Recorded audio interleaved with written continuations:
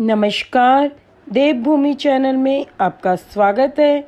आज के इस वीडियो में हम सुनेंगे पुरुषोत्तम मास का 16वां अध्याय। पुरुषोत्तम मास महात्म्य में जो अभी हमने 15वां अध्याय सुना था, उसमें हम राजा धृतधन्वा का चरित्र सुन रहे थे।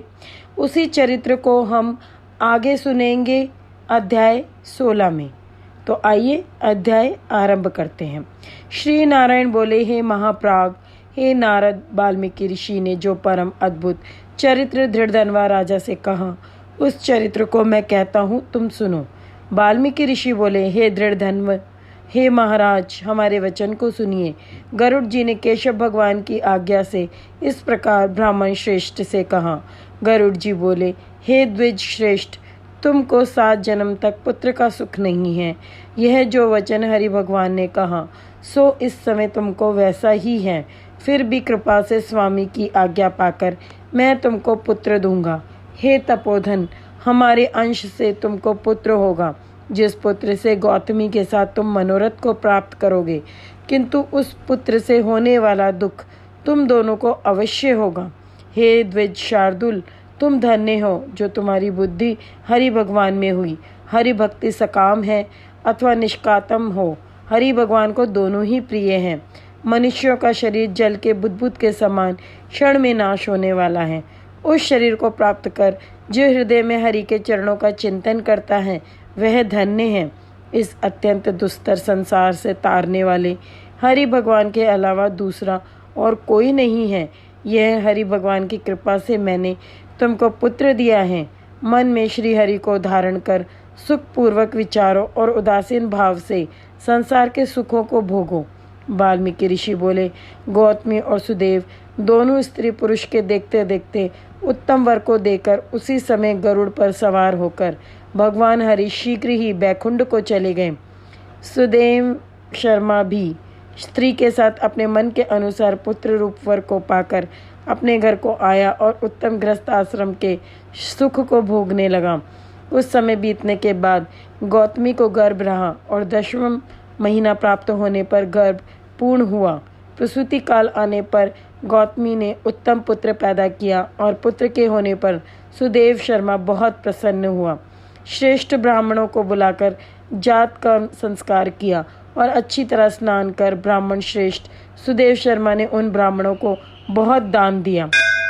ब्राह्मण और स्वजनों के साथ बुद्धिमान सुदेव शर्मा ने नामकरण संस्कार किया। कृपालु गरुड़ जी की कृपा से प्रेम जैसा यह पुत्र हुआ था। शरतकालीन चंद्रमा के समान उदय को प्राप्त तेजस्वी ये शुक के सदृश है। इसलिए मेरा यह प्रिय पुत्र शुकदेव नाम वाला हो। माता के मन को आनंद देने वाला वह पुत्र पिता के मनोरथों के साथ साथ शुक्ल पक्ष के चंद्रमा के समान बढ़ने लगा। पिता ने हर्ष के साथ उपनयन संस्कार कर गायत्री मंत्र का उपदेश दिया। बाद में वह बालक वेदारंभ संस्कार को प्राप्त कर ब्रह्मचार्य व्रत में स्थित हुआ। उस ब्रह्मचर्य के तेज से युक्त बालक साक्षात दूसरे सूर्य के समान शोभित हुआ। बुद्धि सागर उस बालक ने वेद का अध्ययन प्रारंभ किया। उस गुरुवत्सल बालक ने सद्बुद्धि से अपने गुरु को प्रसन्न किया और गुरु के एक बार कहने मात्र से समस्त विद्या को प्राप्त किया। वाल्मीकि ऋषि बोले, एक समय कोटि सूर्य के समान प्रभाव वाले देवल ऋषि आए। उनको देखकर हर्ष से सुदेव शर्मा ने दंडवत प्रणाम किया। अर्घ पाद आदि से विधि पूर्वक उन देवल मुनि की पूजा की और महात्मा देवल के लिए आसन दिया। अति तेजस्वी देवदर्शन देवल ऋषि उस आसन पर बैठ गए। बाद में अपने चरणों पर बालक को गिरे हुए देखकर देवल ऋषि बोले, देवल मुनि बोले, अहो हे सुदेव, तुम धन्य हो। तुम्हारे ऊपर भगवान प्रसन्न हुए, क्योंकि तुमने दुर्लभ सुंदर श्रेष्ठ पुत्र को प्राप्त किया है। ऐसा विनीत बुद्धिमान, बोलने में चतुर्वेद पाठी और शीलवान पुत्र कहीं भी किसी के यहाँ नहीं देखा। हे पुत्र, यहाँ आओ। तुम्हारे हाथ में ये कौतुक क्या देखता हूँ? सुंदर छत्र, 2 चामर, यम रेखा के साथ कमल, जानू तक लटकने वाले हाथी के सूंड के समान ये तुम्हारे हाथ, कान तक फैले हुए विशाल लाल नेत्र, शरीर गोल आकार का, त्रिवली से युक्त पेट है। इस प्रकार उस बालक के विषय में कहकर उस ब्राह्मण को उत्कंठित देखकर देवल ऋषि फिर बोले, अहो हे सुदेव, यह तुम्हारा लड़का गुणों का समुद्र है। कंधा और कोख का संधि स्थान गूढ़ है, शंख के समान उतार चढ़ाव युक्त गला वाला, चिक्कड़ टेढ़े सिर के बाल वाला, ऊंची छाती, लंबी गर्दन, बराबर कान, बैल के समान कंधा, इस तरह समस्त लक्षणों से युक्त यह पुत्र श्रेष्ठ भाग्य का निधि है। एक ही बहुत बड़ा दोष है जिससे सब व्यर्थ हो गया। इस प्रकार कहकर सिर कांपते हुए दीर्घ श्वास लेकर देवल मुनि बोले, प्रथम आयु की परीक्षा करना, बाद लक्षणों को कहना चाहिए। आयु से हीन बालक के लक्षणों से क्या प्रयोजन है? हे सुदेव, यह तुम्हारा लड़का 12वें वर्ष में डूबकर मर जाएगा। इससे तुम मन में शोक नहीं करना, अवश्य होने वाला निसंदेह होकर ही रहता है। मरणासन को औषध देने के समान उसकी कोई प्रतिक्रिया नहीं है। वाल्मीकि मुनि बोले। देवल मुनि इस प्रकार कहकर ब्रह्मलोक को चले गए और गौतमी के साथ सुदेव ब्राह्मण पृथ्वी पर गिर गया। पृथ्वी पर पड़ा हुआ देवल ऋषि के कहे हुए वचनों को स्मरण कर चिरकाल तक विलाप करने लगा। बाद में उसकी स्त्री गौतमी धैर्य धारण करती हुई पुत्र का अपनी गोद में लेकर प्रथम प्रेम से पुत्र का मुख चुंबन कर बाद में पति से बोली। गौतमी बोली, हे द्विजराज, होने वाली वस्तु में भय नहीं करना चाहिए।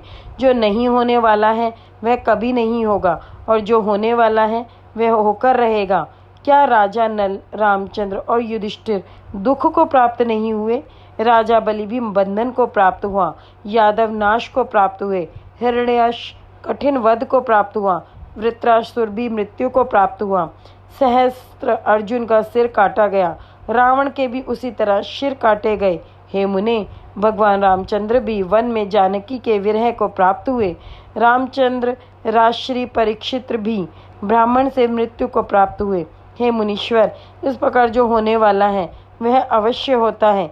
इसलिए हे नाथ, उठिए और सनातन हरि भगवान का भजन करिए, जो समस्त जीवों के रक्षक हैं और मोक्ष पद को देने वाले हैं। वाल्मीकि ऋषि बोले। इस प्रकार सुदेव शर्मा ने अपनी स्त्री गौतमी के वचन को सुनकर स्वस्थ हो हृदय में हरि भगवान के चरणों का ध्यान कर पुत्र से होने वाले शोक को जल्दी से त्याग दिया। यहाँ पर पुरुषोत्तम मास महात्म्य का 16वां अध्याय समाप्त होता है। कल हम इसी क्रम में आगे बढ़ेंगे और पुरुषोत्तम मास महात्म्य का 17वां अध्याय सुनेंगे और जानेंगे कि किस प्रकार से सुदेव शर्मा श्री हरि की कृपा से अपने पुत्र के शोक को सहन कर पाते हैं, या श्री हरि की क्या कृपा होती है उनके ऊपर। वीडियो को लाइक और शेयर करके हमारे मनोबल को आगे बढ़ाइए और चैनल सब्सक्राइब करना ना भूलिए। ओम नमो भगवते वासुदेवाय नमः।